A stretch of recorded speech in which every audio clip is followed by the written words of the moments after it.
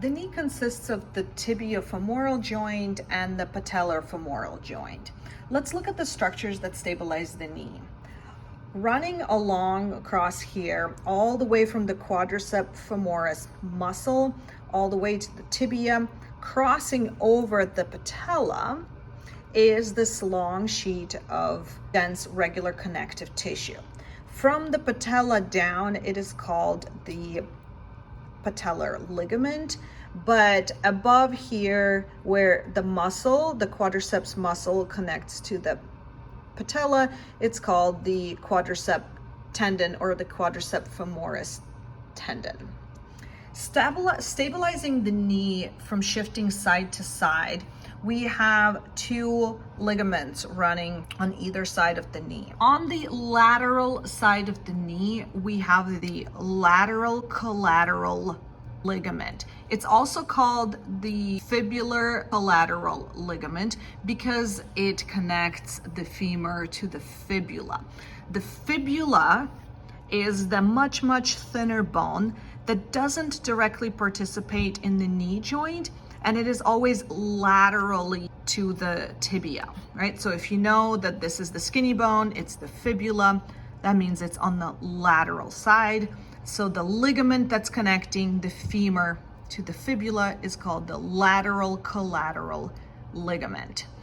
On the medial side, we have the medial collateral ligament or the tibial collateral ligament. So it's just two names for the same structure, connecting the femur to the tibia on the medial side of the knee. Let's look at two other ligaments. For that, we have to remove the patella. Coming from the front, from the anterior side of the tibia and going back connecting to the femur is the anterior cruciate ligament or ACL. Anterior because it starts in the front of the tibia, cruciate because it crisscrosses with the other ligament that's back here. See it crisscrossing. It's crisscrossing right there. The other ligament that is crisscrossing is more easily seen from the back, and it is the posterior cruciate ligament. So here, unfortunately, this patient has had it torn. When they're well attached, they form a crisscross, the ACL and the PCL.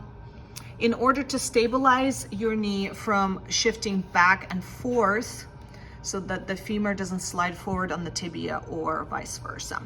And finally, the last two structures that are important for you to recognize are the two menisci, which are found in between the femur and the tibia. They are colored in the same color, but they are not made of the same tissue. They are made of fibrocartilage, and there are these crescent discs.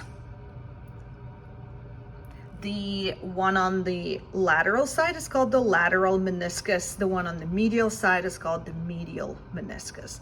So if we remember, the condyles of the femur and the condyles of the tibia are both covered in hyaline cartilage.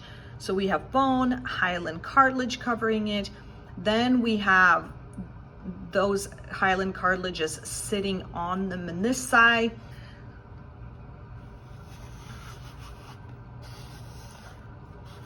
So once you orient yourself to know which side is lateral, right, where the fibula is, and which side is the medial, where there is no fibula, you will be able to name the lateral collateral ligament, the medial collateral ligament, the anterior cruciate ligament, the posterior cruciate ligament, not visible here, the medial meniscus, the lateral meniscus, the patellar ligament, and the quadriceps tendon.